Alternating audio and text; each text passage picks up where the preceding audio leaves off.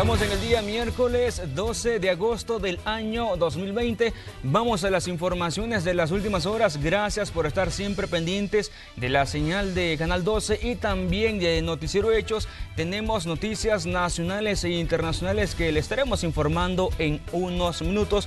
Vamos a saludar en este momento a Célida Magaña. Célida, buenas tardes. ¿Qué tal, Raúl? Buenas tardes, como siempre. Un gusto acompañarles en este espacio de Noticiero Hechos con lo más destacado, tanto a nivel nacional como a nivel internacional. También a quienes se conectan con nosotros en nuestras plataformas digitales. Iniciamos de inmediato con nuestros titulares.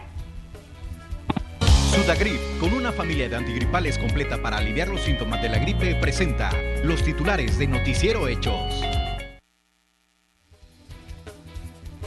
El Salvador podría ser uno de los primeros países en el mundo en obtener la vacuna contra la COVID-19. Según el nuevo director de medicamentos, ya se está preparando un monto presupuestario para adquirirla. Ya le contamos. El gobierno advirtió a los transportistas que de no reactivar el servicio el próximo 24 de agosto serán sancionados, incluso con el retiro de la concesión. Aseguran además que no se permitirá un aumento a la tarifa del pasaje. Soyapango es uno de los municipios de San Salvador más afectados por el coronavirus.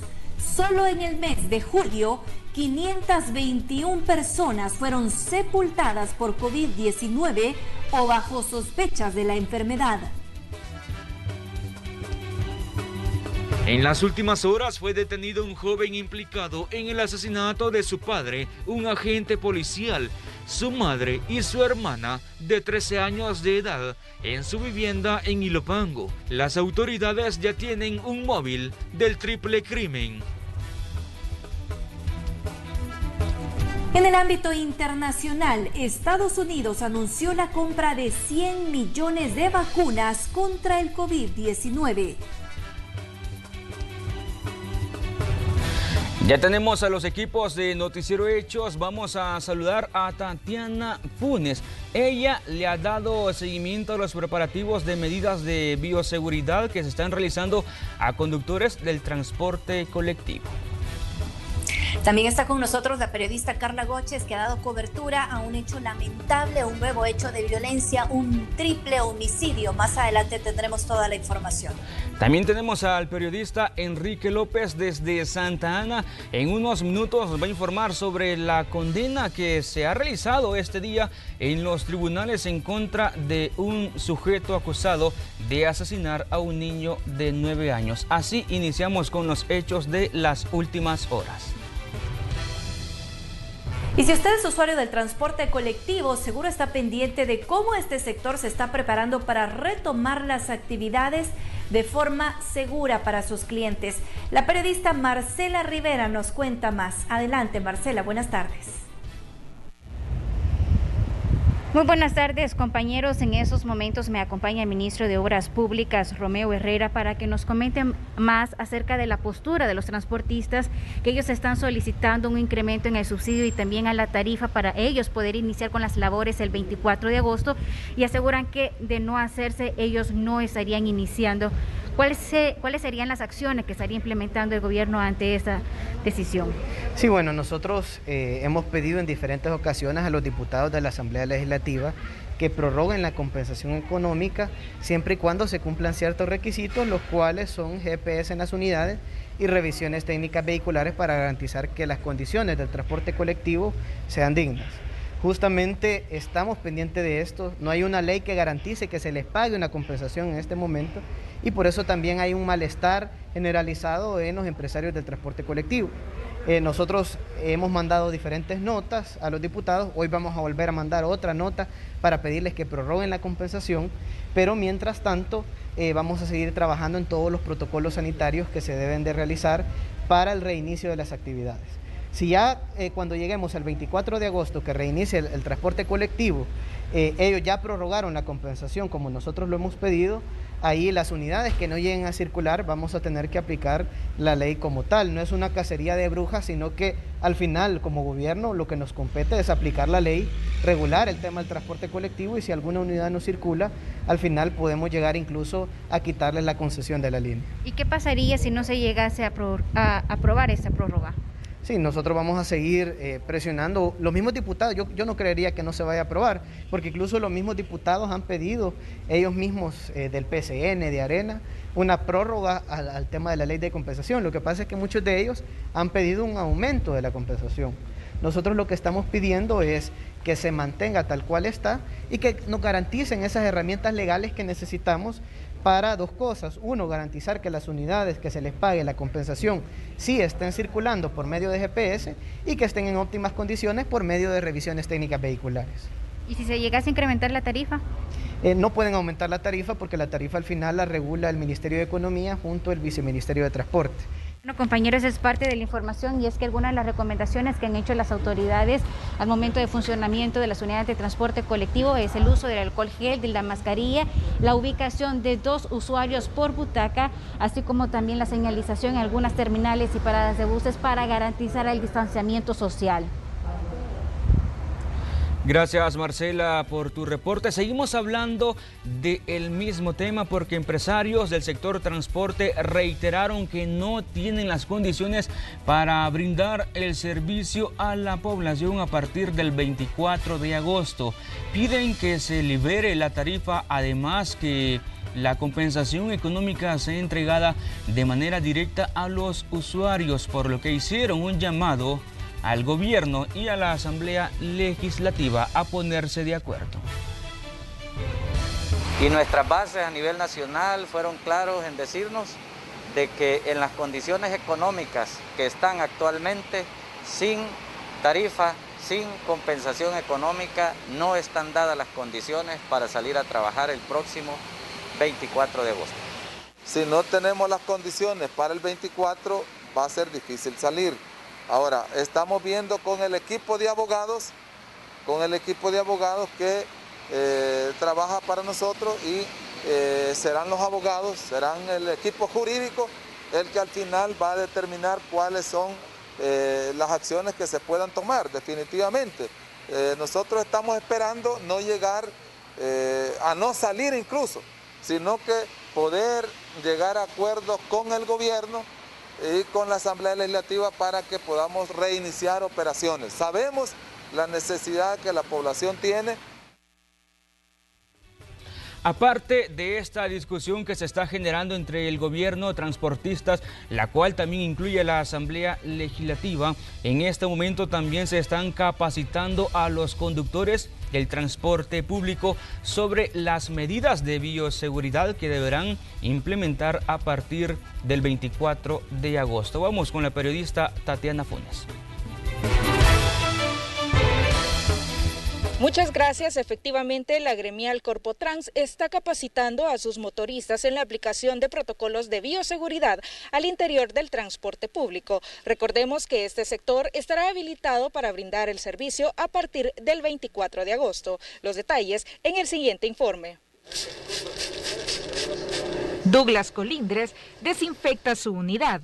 Conduce un autobús de la ruta 236 que viaja de Santa Ana hacia Candelaria de la Frontera y ya está preparado para iniciar labores a partir del 24 de agosto, aplicando los protocolos sanitarios para prevenir enfermarse de coronavirus.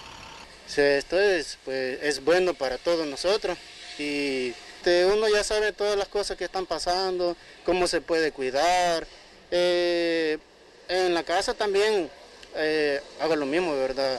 Él ha sido capacitado junto a otros 500 motoristas de las rutas agremiadas a la Corporación Salvadoreña de Transporte Corpotrans, que presta su servicio de San Salvador hacia la zona occidental del país. Estamos dándole la capacitación de los protocolos y también estamos simulando cómo pueden ir en un bus.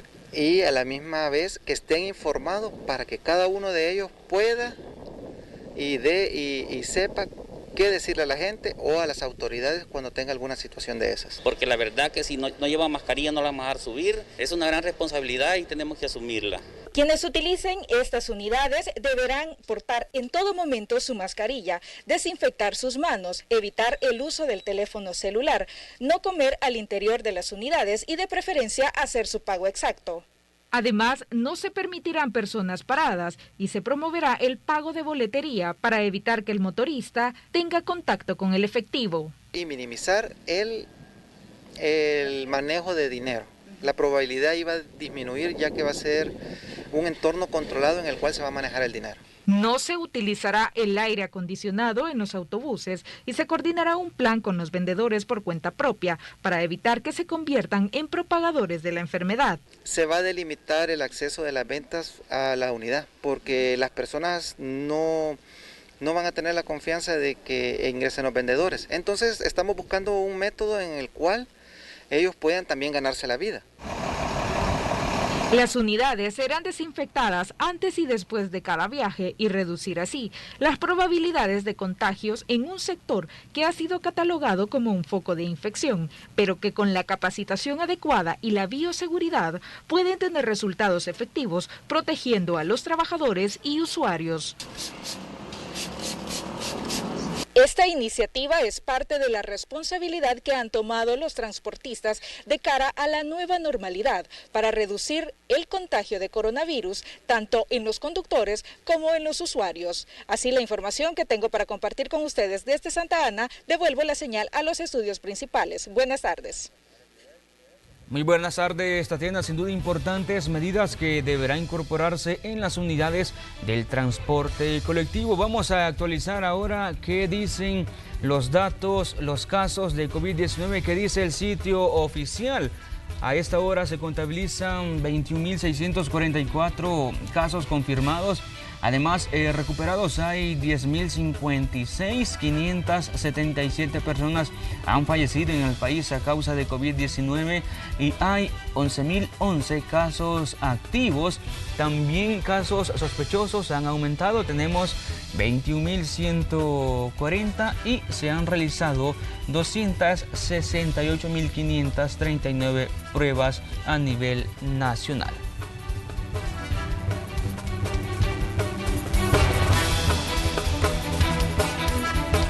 Y seguimos hablando de este tema. A esta hora nos enlazamos con el periodista Ingmar Batres, quien se encuentra en Soyapango, uno de los municipios más afectados por COVID-19. El alcalde ha dado estadísticas de casos y también fallecidos por la enfermedad. También habló acerca de la reactivación total de la economía. Ingmar, buenas tardes.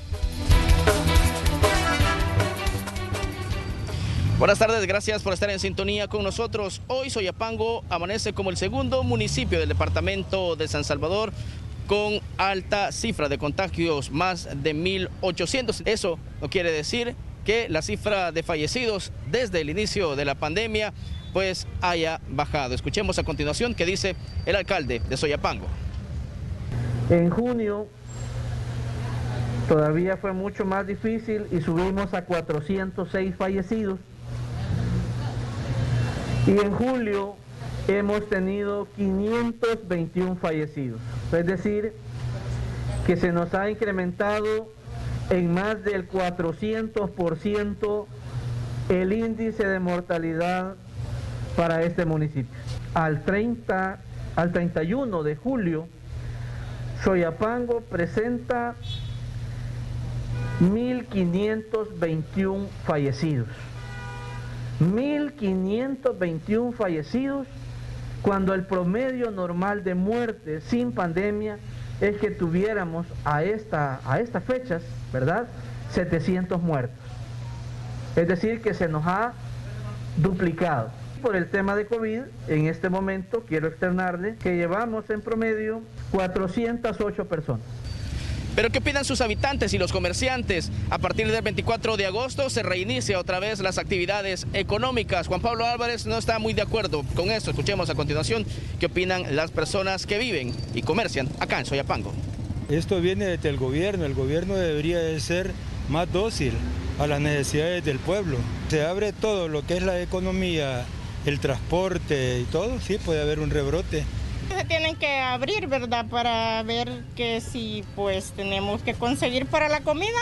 Si nosotros tenemos precaución en todo lo que el gobierno dice que tenemos que cuidarlo, tenemos que obedecer. Muy bien, a la información que nosotros le tenemos a esta hora, Juan Pablo Álvarez también hizo el llamado al Ejecutivo y al Legislativo a ponerse de acuerdo para pues encontrar de alguna u otra forma la salida ordenada a la pandemia acá en El Salvador. Desde acá mi reporte, regreso a la señal al set principal, no sin antes invitarle a que en la emisión de las 8 de la noche le estaremos presentando este y otros detalles acerca de esta conferencia para la prensa. Cosas buenas que no sabías. Ante una incapacidad o invalidez, cuentas con nosotros. En Confía tienes un seguro de invalidez que te protege. AFP Confía. ¿Puede El Salvador ser uno de los primeros países en obtener la vacuna contra la COVID-19 una vez exista? El recién nombrado director nacional de medicamentos, Noé García, habló al respecto. El Salvador podría ser uno de los primeros países en el mundo en obtener la vacuna contra la COVID-19, según el titular de la Dirección General de Medicamentos, Noé Giovanni García, aunque por el momento no exista. El funcionario afirmó que ya conversaron con los representantes de los países que están en la lucha por obtenerla, entre estos Rusia, que recientemente aseguró que tiene la cura. Que el gobierno de El Salvador lo que está buscando es adquirir aquel producto que sea el primero que se surja y que sea de calidad, con seguridad y eficacia para la utilización para los pacientes con COVID-19. Se entablaron conversaciones con Rusia, en la Universidad de Oxford, con los delegados de la Universidad de Oxford, se han entablado conversaciones con delegados de Japón y los fabricantes que están elaborando el fármaco necesario. Es por ello que desde ya están preparando un monto presupuestario para adquirirla y que todo está ahora en manos del Ministerio de Salud.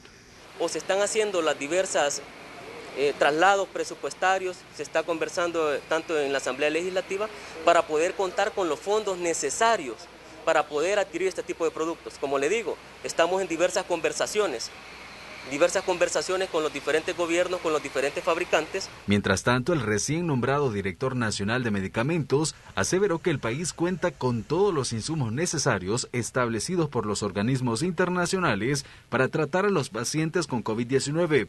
Asimismo, los insumos de bioseguridad para el personal de salud. Se han establecido todas las acciones necesarias para contar con los insumos y los fármacos necesarios para la atención con los pacientes con COVID-19.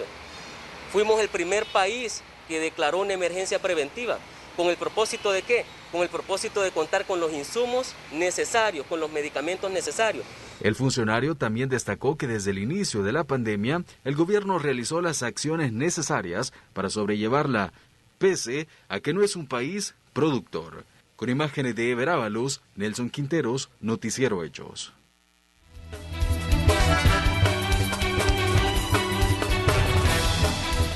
Vamos a conocer la información del clima con Jonathan Hernández. Lluvias de moderada intensidad para la zona centro y la zona sur del occidente de nuestro territorio. La zona norte podría experimentar también algunas lluvias de débil intensidad, pero de forma aislada.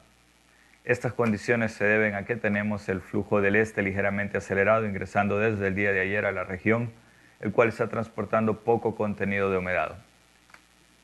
También tenemos ingreso del polvo del Sahara, aunque en pequeñas cantidades, centrado principalmente en el oriente del país.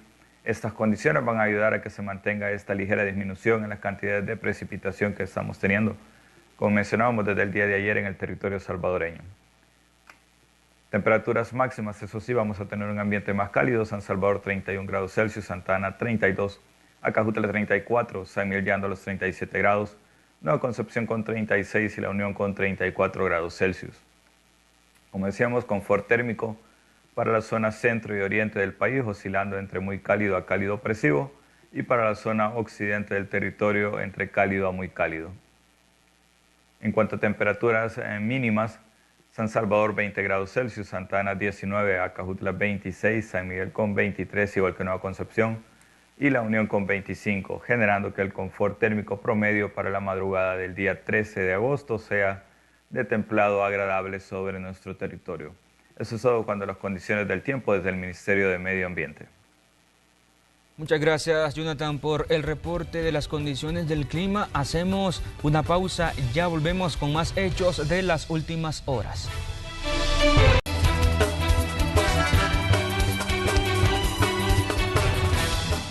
Vamos con más información de las últimas horas. Las autoridades de seguridad continúan la investigación del triple homicidio registrado el lunes 10 de agosto en San Bartolo, en perjuicio del agente de la PNC Nelson Rojas, su esposa y su hija de 13 años. La periodista Carla Goches con el reporte.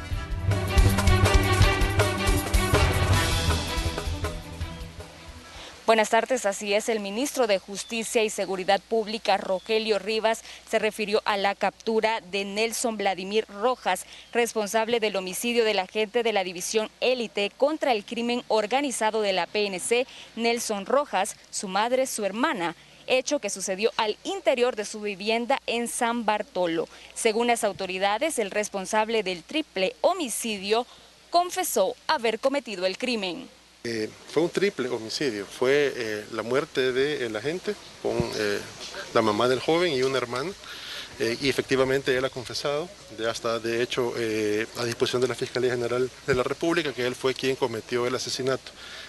Se tiene perfilado que el joven pueda pertenecer a una de las pandillas que opera en la zona, y a eso es atribuible el triple homicidio, pero ya es un homicidio, ya es un triple homicidio pues que ya está debidamente aclarado y se va a comenzar ya a judicializar el caso, ya teniendo pues la confesión que se le tomó al joven, el cual pues sí confesó él haber sido el autor material del homicidio de estas 3 personas. Muy probablemente haya sido por una deuda que tenía con la misma pandilla, y se le ordenó que a través de esa deuda pues llevar a cabo este triple homicidio. Es parte de la hipótesis, una de las posibles hechos que este joven lo ha manifestado, pero como recuérdate que debe de llevarse una debida investigación también por si hay más involucrados en cuanto al homicidio. Estas declaraciones de las autoridades se brindaron en el evento de homenaje a los policías que han perdido su vida en el ejercicio de su deber. En total son 351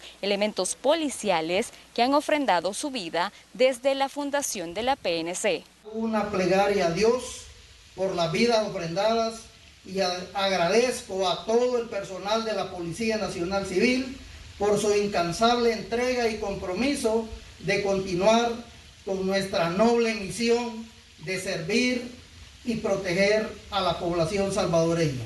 Esos 8 héroes que recordamos este día se suman a los 343 efectivos policiales que han fallecido en el cumplimiento del deber desde la fundación de la Policía Nacional Civil en 1992. Según el ministro de Seguridad Rogelio Rivas, los hijos de los fallecidos tendrán la oportunidad de incluirse en el programa de becas universitarias que tiene un monto de $1 millón.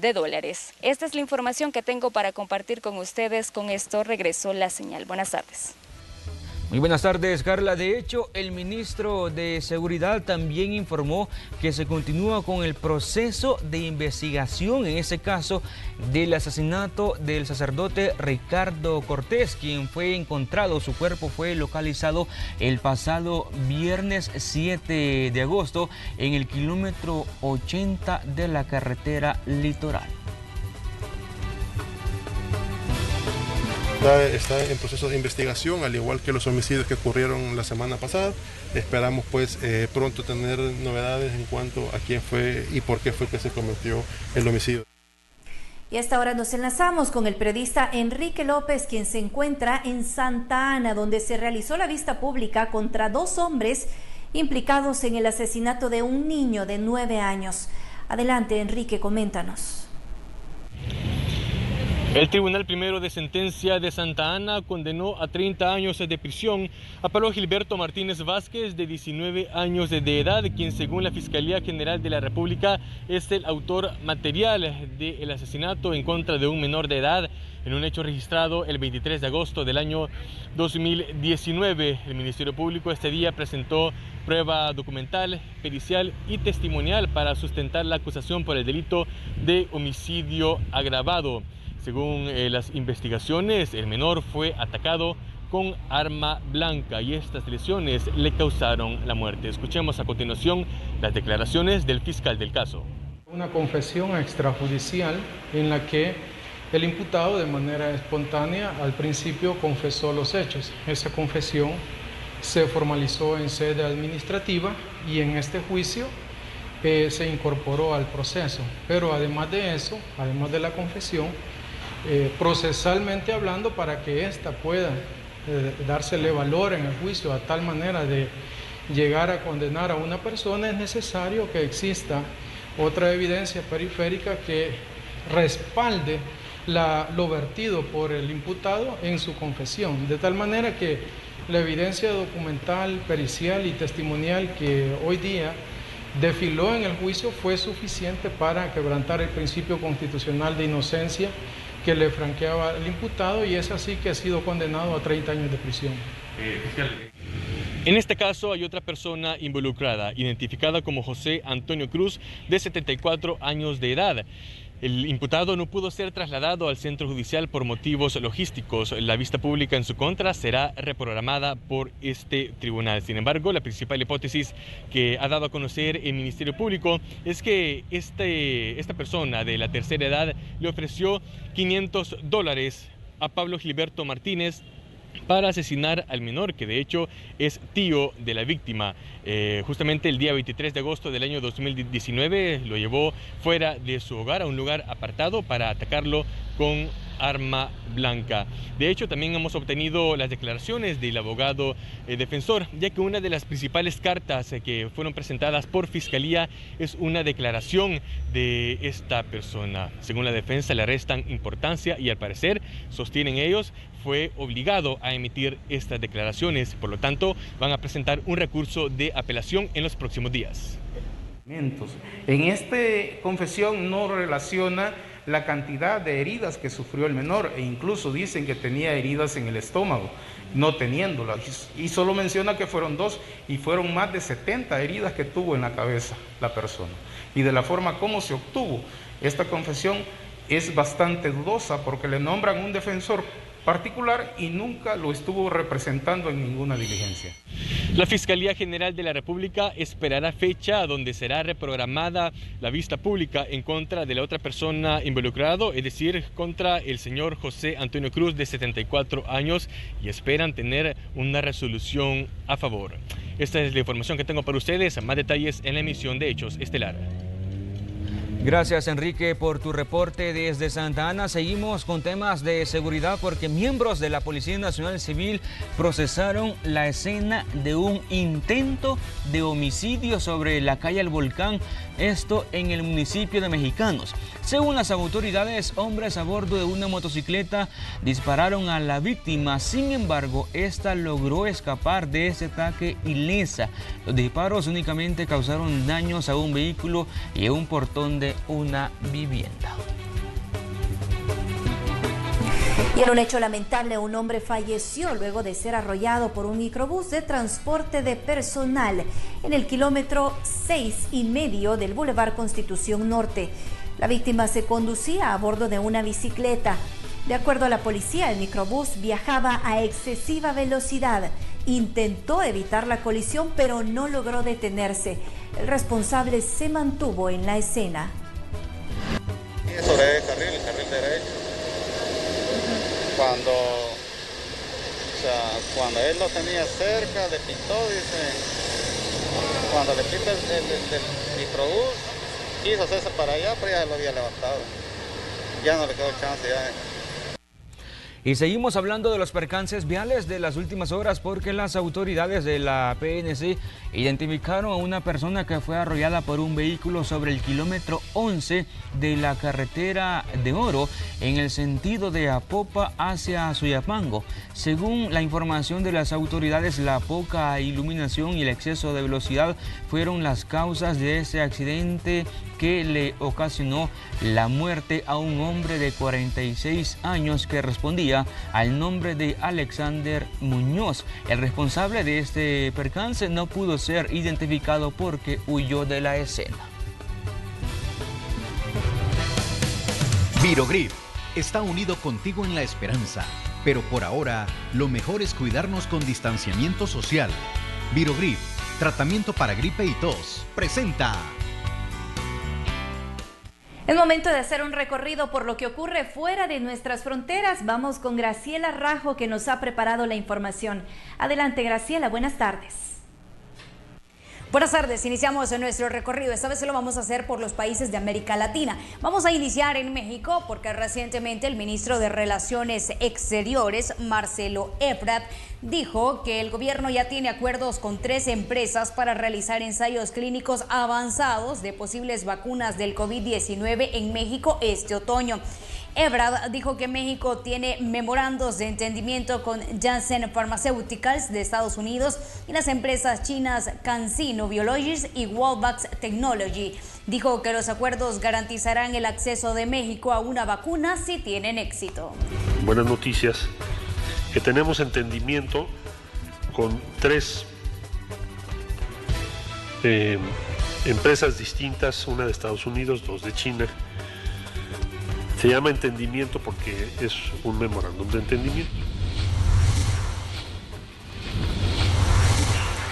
Y en Centroamérica, en Nicaragua para ser específico, aunque el gobierno recientemente decidió no suspender las clases presenciales durante la pandemia, indicó semanas atrás que estarían transmitiendo teleclases. Expertos sostienen que la medida es poco productiva, alegando que gran parte de los estudiantes no tiene acceso a internet ni a televisión.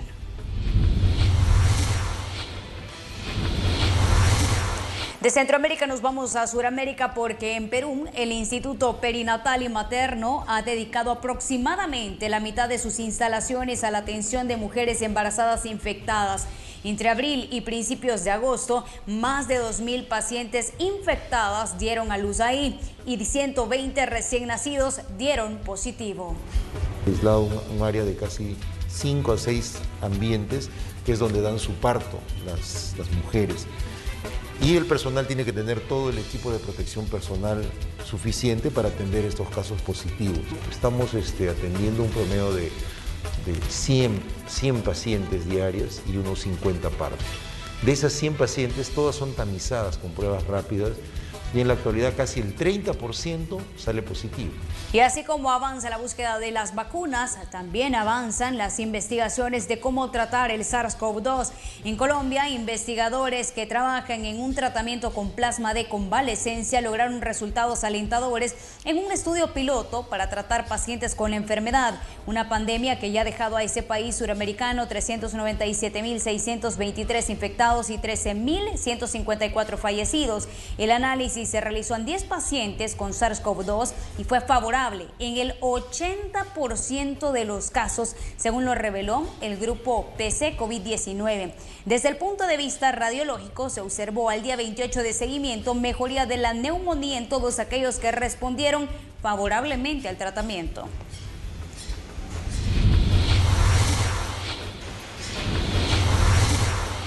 Ahora nos vamos a ir al otro lado del mundo porque también hay buenas noticias. 5 países europeos reportaron una caída en los casos de COVID-19, incluso cuando la mayoría de las naciones del continente se enfrentan a niveles crecientes de infecciones, según un informe del Centro Europeo para el Control de Enfermedades.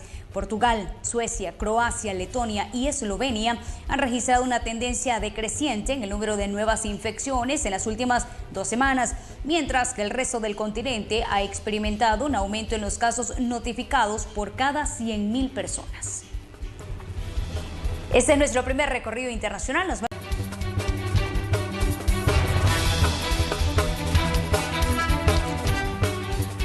Vamos al espacio de la entrevista y Noticiero Hechos. Hay importantes temas de agenda nacional en el contexto de la pandemia de COVID-19, además temas económicos también, y por eso nos acompaña hoy acá en el estudio de Noticiero Hechos la diputada del partido Arena, Margarita Escobar. Diputada, buenas tardes.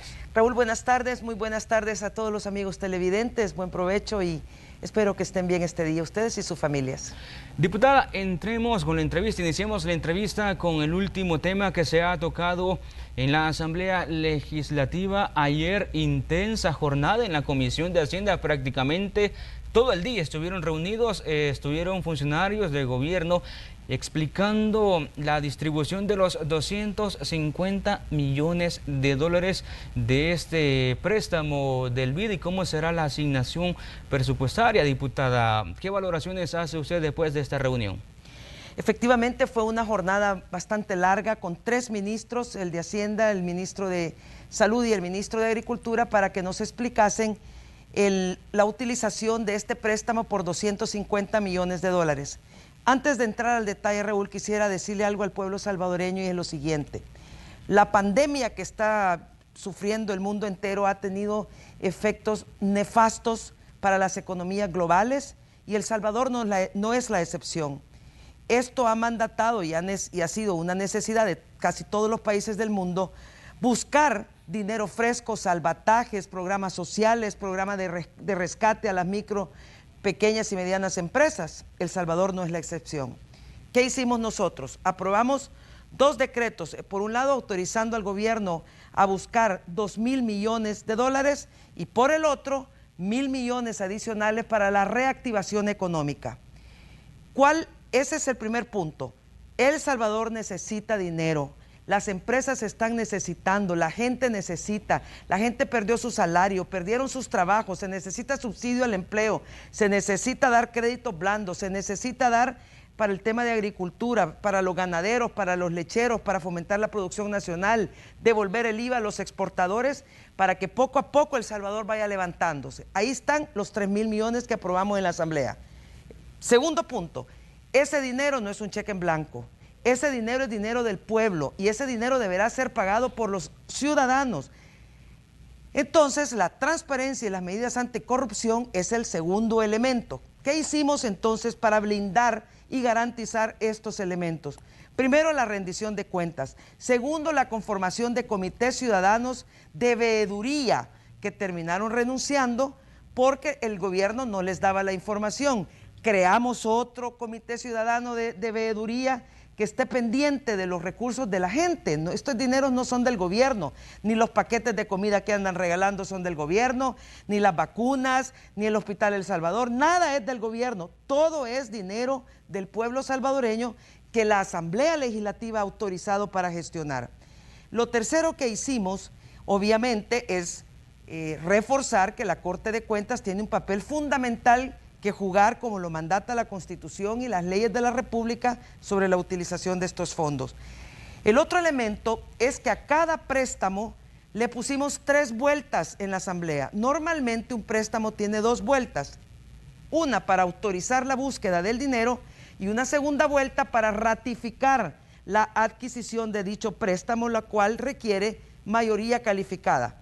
Pues para estos 2.000 y 1.000 millones que aprobamos, le pusimos una tercera vuelta, que es para la incorporación de los préstamos una vez ratificados al presupuesto general de la Nación, que también requerirá 56 votos.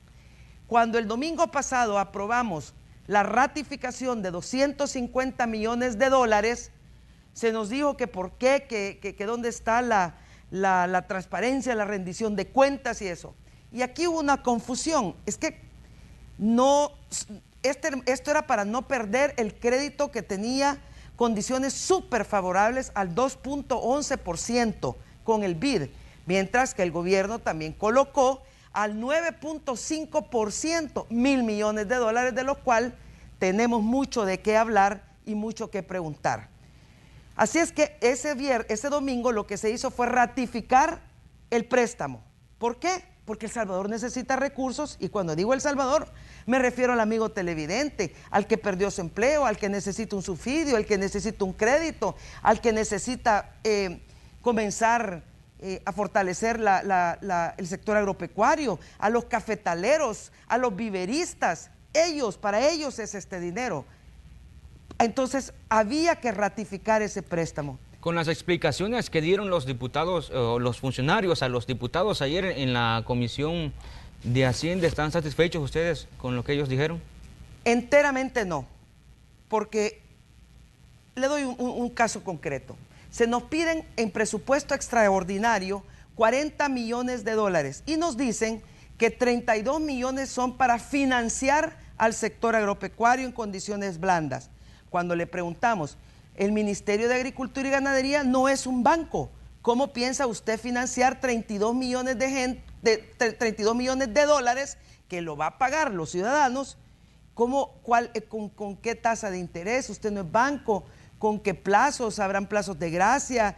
¿Cuál será el monto máximo para otorgar en créditos? ¿A qué sectores? Porque el dinero ya está acá. Entonces, si nosotros entregamos estos 40 millones que están pidiendo, de los cuales 32 millones van para dar crédito al sector agropecuario, pero no saben cómo, ni con quién, ni a qué tasa, ni a quién, ni nada, entonces la respuesta fue, no estamos diciendo que no lo tenemos, pero va a ser no sabemos si con el Banco de Fomento Agropecuario o si va a ser con Bandesal. Entonces yo le digo, mire, nosotros necesitamos saber si van a financiar 32 millones de dólares y me están pidiendo que yo vote para el financiamiento, con lo cual yo estoy de acuerdo. El sector agropecuario necesita un rescate, un salvataje. Los lecheros, los ganaderos, los caficultores, los que siembran maíz, los que siembran frijoles, necesitan, así como la micro y pequeña y mediana empresa. Pero usted le daría 32 millones de dólares al Ministerio de Agricultura y Ganadería, que no es un banco, sin que le defina cómo le va a entregar ese dinero a usted, al ciudadano. Yo no lo haría, ni creo que mis colegas diputados lo harían. ¿Qué les estamos pidiendo? Defíname el mecanismo. Usted me dice en esta línea que va a financiar con 32 millones de dólares al sector agropecuario. Explíqueme cómo. Es decir, que es incierto entonces, diputada, que en la próxima sesión plenaria se pueda realizar esta asignación presupuestaria porque no hay acuerdo aún. Es que no es temas de acuerdos, es temas de información. Si la información nos la dan hoy en la tarde, cambia totalmente el panorama.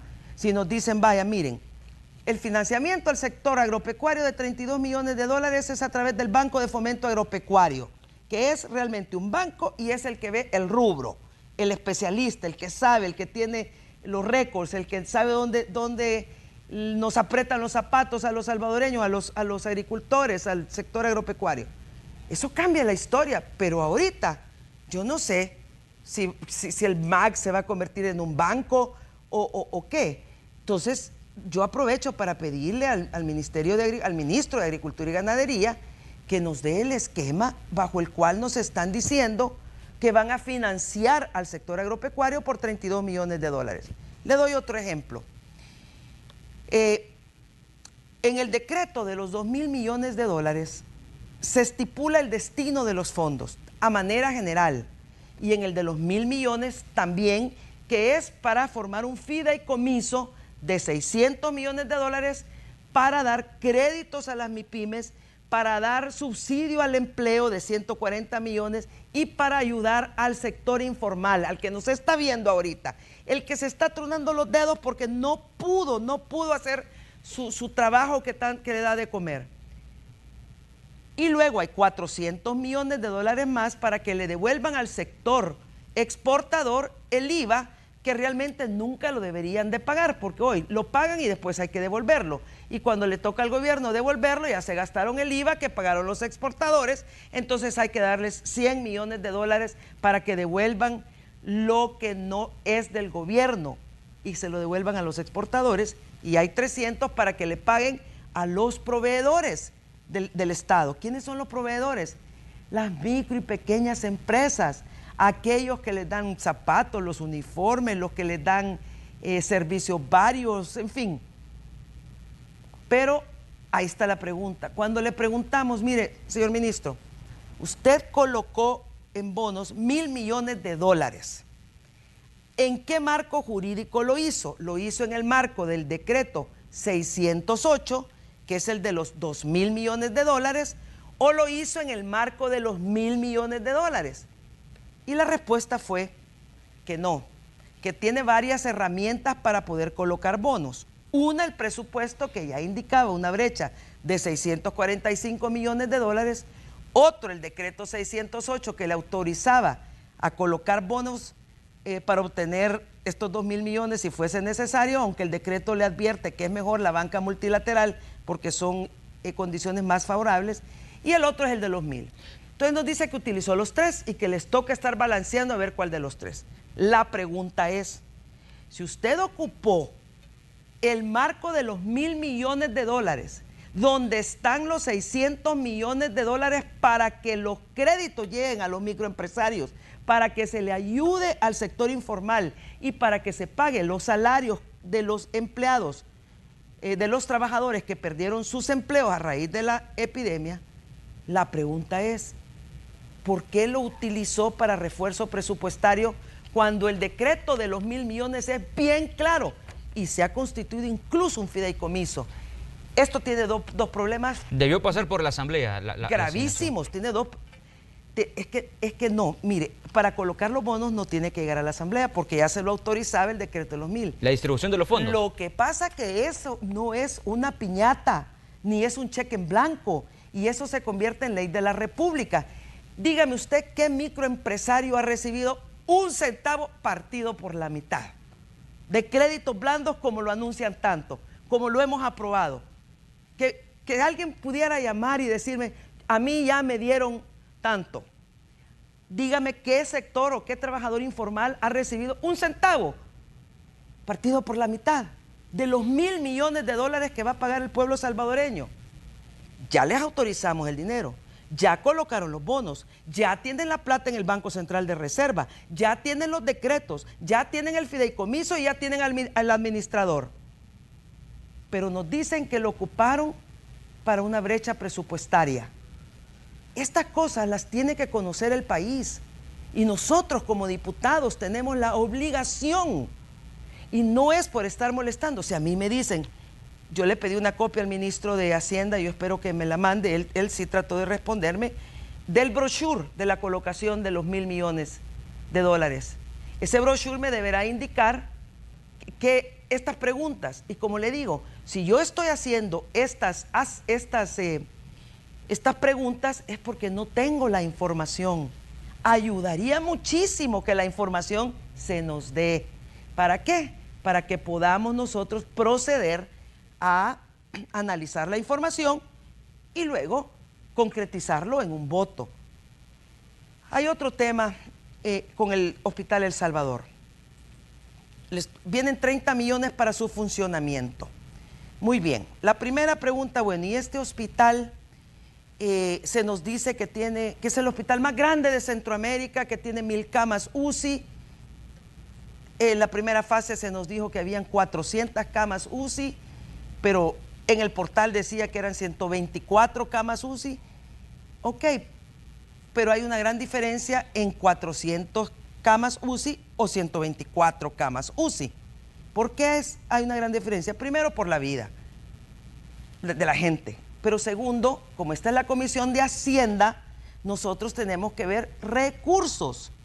El primer recurso y lo que tenemos que garantizar es que si el hospital tiene 400 camas UCI, se le tiene que dar el recurso financiero para que le sirva a la gente. Que no me digan que hay 400 enfermos, solo entran 124 y el resto se va para su casa o se queda afuera. Por eso es tan importante la información. Lo otro, ¿es el hospital un hospital de especialización? Sí se nos dijo. Es para la gente de COVID, pero la gente que tiene COVID algunas veces también genera otras condiciones, por lo tanto, el hospital tiene que estar preparado y son altos costos. Perfecto, la gente merece un buen hospital. ¿Qué va a pasar entonces también con los 160 millones que ya dimos para el Hospital Rosales? Primera pregunta. ¿Cuánto sumaría para el pueblo salvadoreño tener un buen Hospital Rosales y un buen Hospital El Salvador? Segunda pregunta.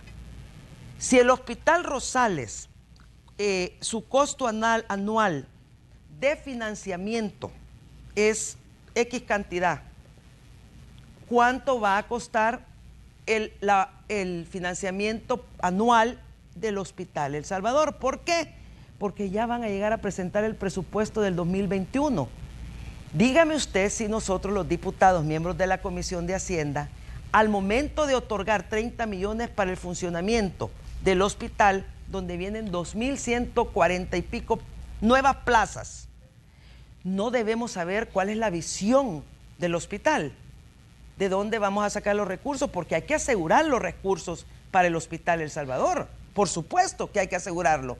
Y para asegurarlo necesitamos conocer su costo de operación. De las 2.140 y pico de plazas que van a contratar, son 2.140 plazas de médicos, son 2.140 plazas de enfermeros, son 2.140 plazas de la gente que provee los servicios, son 2.140 plazas de laboratoristas. No nos dice nada.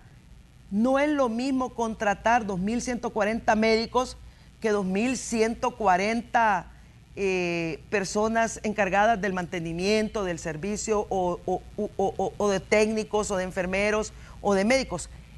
Entonces le preguntamos, perfecto, usted necesita 2.140, díganos por favor cuántos médicos, cuántas enfermeras, cuántos de estos, cuántos motoristas, cuántos, etcétera.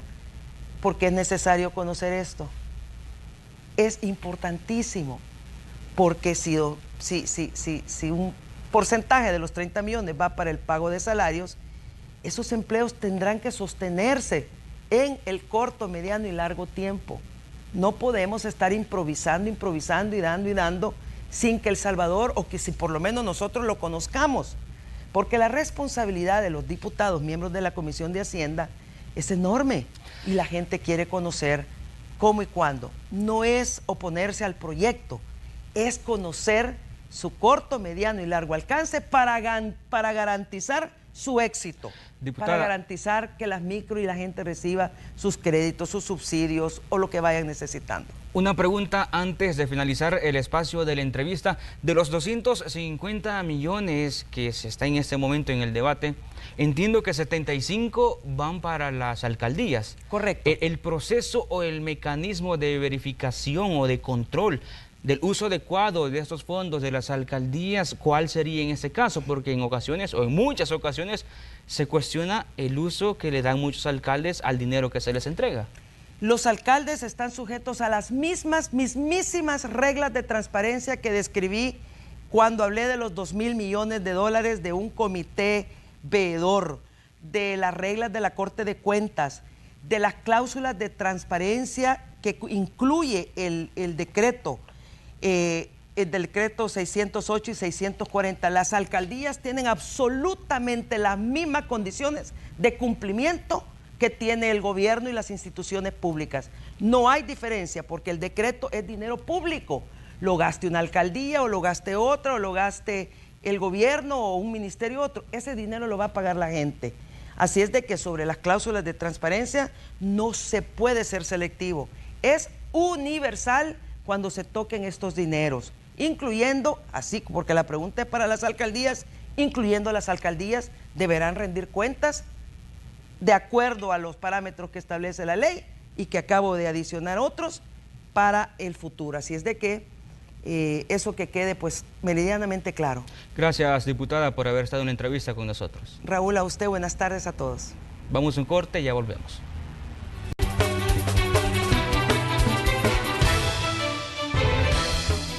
Gracias por continuar en sintonía de Noticiero Hechos.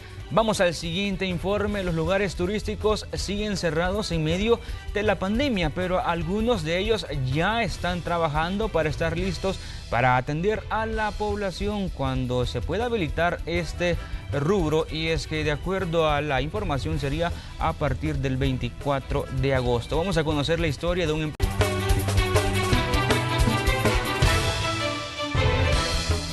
Gracias por continuar en sintonía de Noticiero Hechos.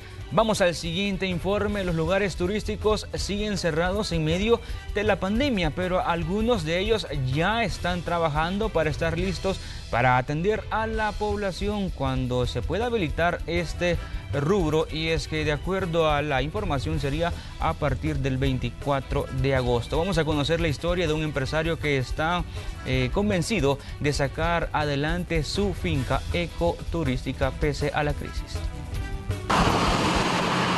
En el kilómetro 32 de la carretera panamericana en Cojutepeque, la finca La Paz es un lugar rodeado de naturaleza que pese a la pandemia mantiene sus operaciones. Al menos sus empleados y administradores trabajan en el retorno del turismo, tras 5 meses de haber cerrado puertas para evitar propagación del COVID-19. Un lugar que nació por iniciativa de don José Manuel Guzmán, un hombre que vivió y estudió en la década de los 80 en Estados Unidos y regresó al país con un sueño.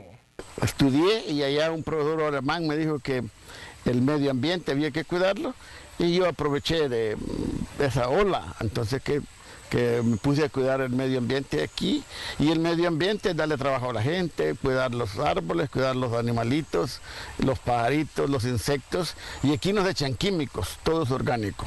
Tiene actualmente 12 empleados, quienes le ayudan a mantener a punto la finca. Este hombre de 66 años continúa con su idea de apoyar a jóvenes amantes de la naturaleza que residan en los alrededores de Cojutepeque.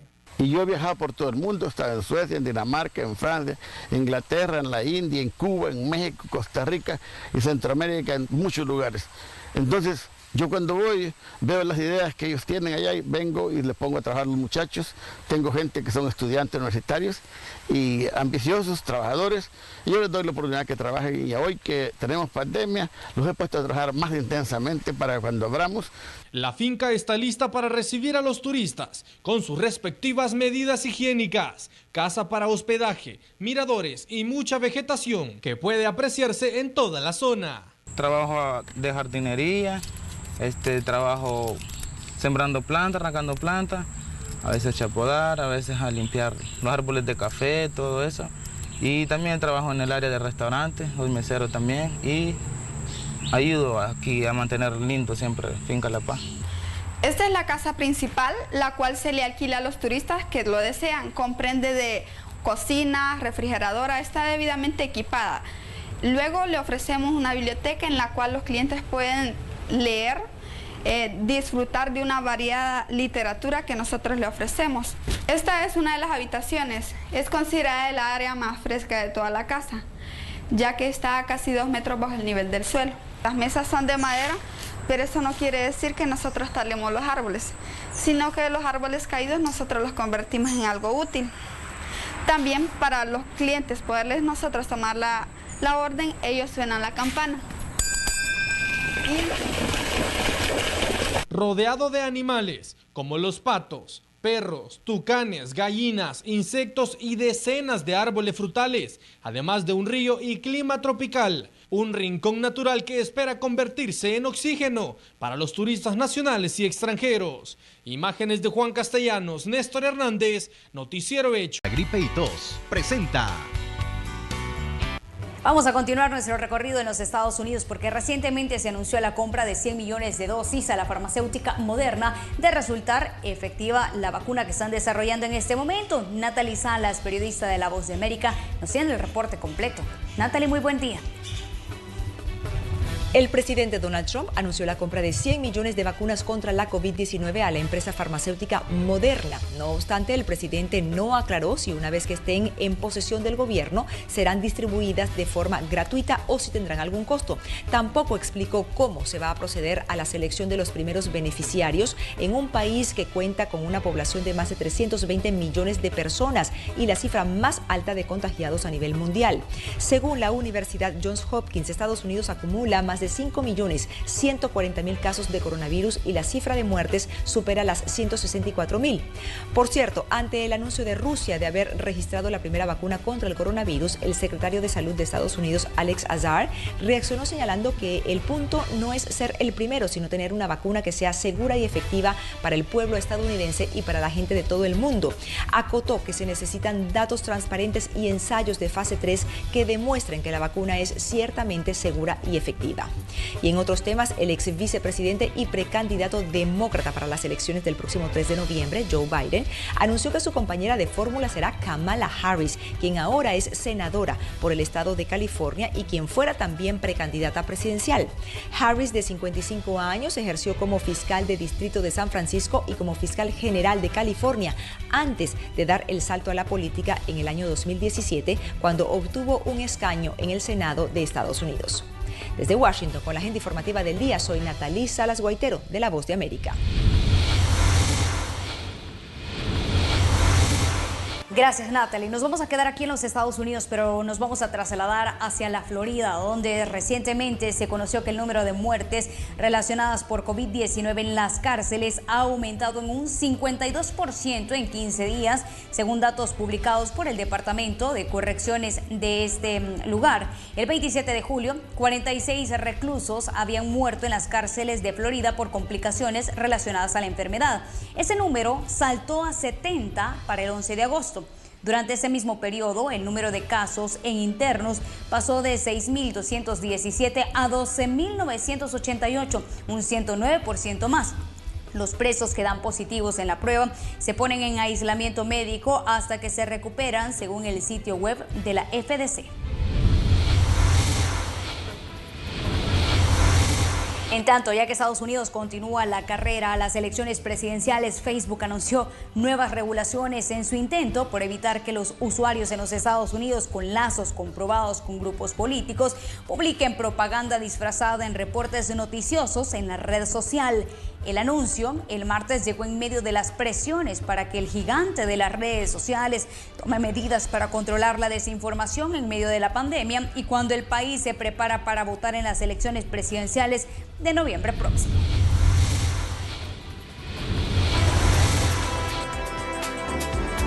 Al menos 33 personas murieron y otras 9 desaparecieron en Corea del Sur debido a que las fuertes lluvias provocaron inundaciones y corrientes de lodo, según informes de los medios locales.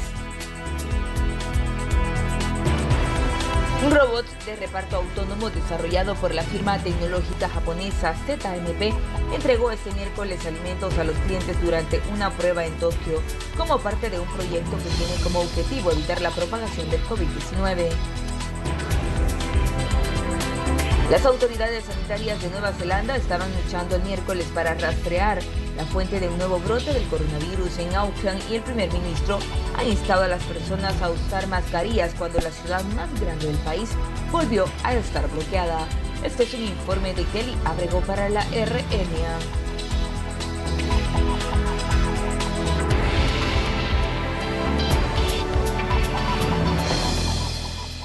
Finalizamos. Muchísimas gracias a todos por estar pendientes de Noticiero Hechos.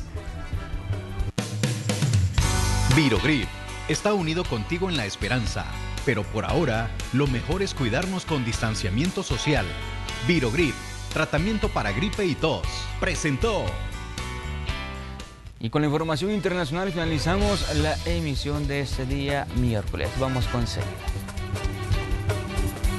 Muchas gracias, Raúl. Siempre es un gusto haberles acompañado en esta entrega de Noticiero Hechos. Como siempre, la invitación para que usted se mantenga en sintonía de Canal 12 y por supuesto que se mantenga pendiente de nuestras plataformas digitales, pues ahí le estamos actualizando constantemente sobre lo que ocurre tanto a nivel nacional como a nivel internacional. Por nuestra parte es todo, será hasta mañana. Buenas tardes. Buenas tardes.